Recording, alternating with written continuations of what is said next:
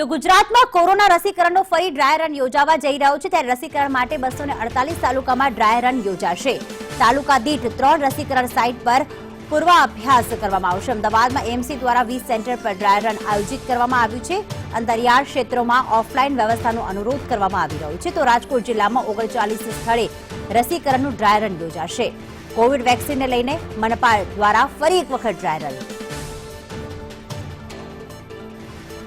રાજકોટથી રહીમ લાખાણી જોડાઈ ગયા છે કારણ કે સૌરાષ્ટ્રના પણ અલગ અલગ સેન્ટરમાં આ ડ્રાય રન આયોજિત કરવામાં આવ્યું છે ત્યારે કેવી તૈયારી, કેટલા આરોગ્ય અધિકારીઓ જોડાયા છે, રહીમ જણાવશો। આજે ફરી એક વખત આખા દેશમાં ડ્રાય રન યોજાવા જઈ રહ્યું છે ત્યારે રાજકોટના અને ખાસ કરીને આખા સૌરાષ્ટ્રની વાત કરીએ તો કેટલા સેન્ટર પર ડ્રાય રન આયોજિત કરવામાં આવ્યું છે, કેટલા હેલ્થ વર્કર્સ એમાં જોડાયા છે?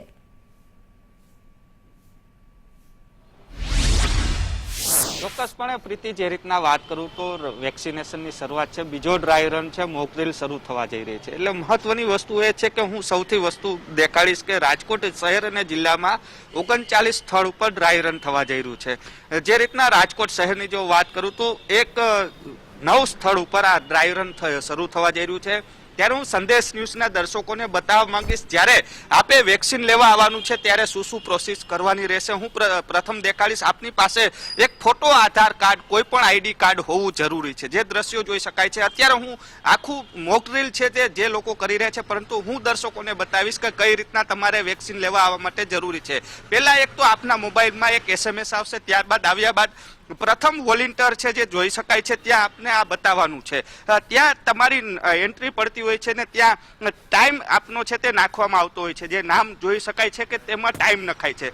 ત્યારબાદ સેનિટાઈઝ કરવામાં આવશે ને સેનિટાઈઝ કર્યા બાદ તમારે છે આગળ વધવાનું છે। એટલે કહી શકાય કઈ રીતના આપને વેક્સિન લેવાની છે હું દ્રશ્યો બતાવીશ। એક દરેક સોશિયલ ડિસ્ટન્સની નિયમોનું પાલન પણ કરવાનું છે। એક વ્યક્તિ આગળ વધે તે જ રીતના તમારે પણ આગળ વધવાનું છે। હું પણ આગળ જઈ રહ્યો છું।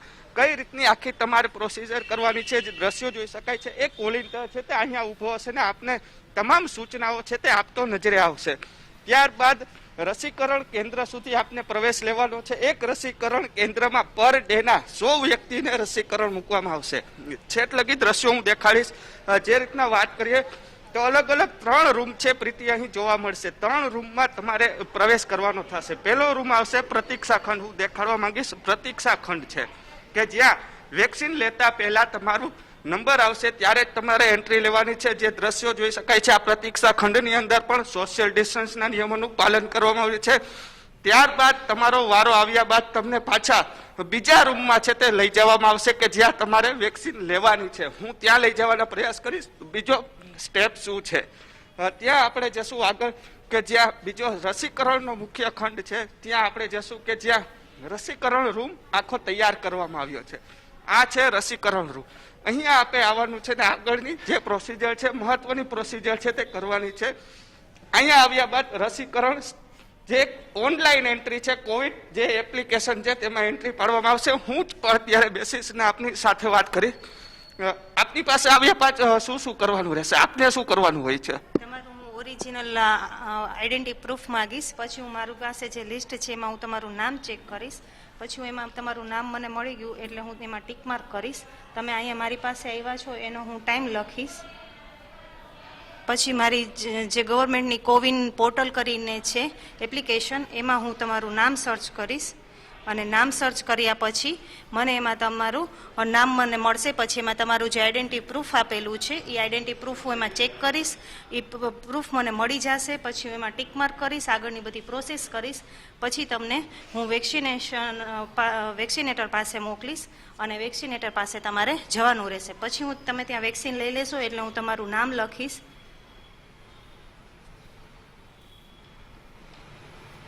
તમને રસીકરણનો તમારો સમય લખીશ, તમારો રસીકરણનો સમય આપીને પછી તમારે ઓબ્ઝર્વેશન રૂમમાં અડધી કલાક બેસવાનું રહેશે 3 નંબરના રૂમમાં।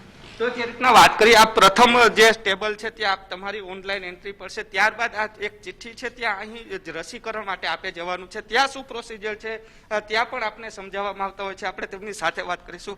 મેડમ, આપના તરફથી રસી પહેલા શું કાર્યવાહી કરવામાં આવે છે? પહેલાં પેશન્ટ આવે એટલે હેન્ડ સેનિટાઈઝર કરવાના છે, પછી એમને નામ ને પૂછીને આપણે પૂછવાનું છે ઘરે બધા મજામાં છો, હાથમાં કંઈ કટ છે કે નહીં, જો હાથમાં કંઈ કટ હોય એને તો બીજી સાઈડ આપવાનું છે, અને પ્રોપરલી આપણે બાયોમેડિકલ વેસ્ટ પ્રમાણે કામગીરી કરવાની છે. પછી પેશન્ટને સમજાવવાનું છે કે તમને આ કંપનીની વેક્સિન આપેલી છે, એનાથી કાંઈ આડઅસર થતી નથી. જો કદાચ તમને એવું લાગે આડઅસર જેવું, તો તમારા નજીકમાં તમારા એરિયામાં આવતા આશાબેન છે કે એએનએમ બેન છે, અથવા તમારું નજીકનું જે આરોગ્ય કેન્દ્ર થતું હોય ત્યાં તમારે તરત જ જાણ કરવાની છે, અથવા હેલ્પલાઇન નંબર છે 104 અથવા 1075 છે, 108 છે, એના ઉપર તરત સંપર્ક કરવાનો છે. આ જે સિરીઝ છે તેનો કઈ રીતનો ઉપયોગ થશે, ડિસ્ક્લોઝ કઈ રીતના કરવાની છે ખાસ? આપણે આ જે વેપર છે અને ઉપરની કેપ છે એને આપણે બ્લેક બેગમાં નાખશું. પછી આપણે આવી રીતે ભરી અને ઇન્જેક્શન આપવાનું છે કોટનથી. એવી રીતે ઇન્જેક્શન અપાઈ જાય પછી આને આપણે કટ કરવાનું છે હબ કટરમાં. આ કટ થઈ જાય પછી એને આપણે રેડ બેગમાં નાખવાનું છે, અને જે કોટન સ્વબ છે એની ચામડીમાં એ આપણે યલોમાં નાખશું. તો જે રીતના વાત કરવામાં આવે છે આખું વેક્સિનનું જે તૈયારી છે, કઈ રીતના વેક્સિન લેવાની છે તે પણ દેખાડવામાં આવ્યું. ખાસ ઇમરજન્સી કોઈ પણ જરૂરિયાત પડે છે તો તે પણ કીટ છે તે અહીં રાખવામાં આવી છે, પરંતુ એ કીટ અહીંયા ડોક્ટર આગળ જ રહેશે. અહીંથી આપને જે નંબર આપવામાં આવ્યો છે વેક્સિનનો નંબર, ટાઈમ જે લખી દીધો છે 9:05. ત્યારબાદ આપણે જવાનું છે ત્રીજા રૂમમાં. હું દ્રશ્યો બતાવીશ કઈ રીતના ત્રીજા રૂમમાં જવાનું છે. ત્યાં પણ આપની છે એન્ટ્રી પડશે ને ત્યારબાદ અહીં આપે છે તે 30 મિનિટ સુધી બેસવાનું છે. જી બિલકુલ રહીમ. જો આપને કોઈ આડઅસર થતી હોય છે તો તમને છે તાત્કાલિક ડોક્ટરો છે ટ્રીટમેન્ટ આપતા હોય છે, ને ત્યારબાદ આપને રસી પૂર્ણ થયા બાદ તમને ઘરે જવા દેવામાં આવશે. એટલે કહી શકાય કે એક વ્યક્તિ પાછળ લગભગ પોણી કલાક જેટલો સમય છે તે વેક્સિનમાં લાગી રહ્યો છે. બિલકુલ આખા દેશમાં આજે ડ્રાય રન આયોજિત થવા જઈ રહ્યું છે. આભાર રહીમ તમામ વિગતો માટે.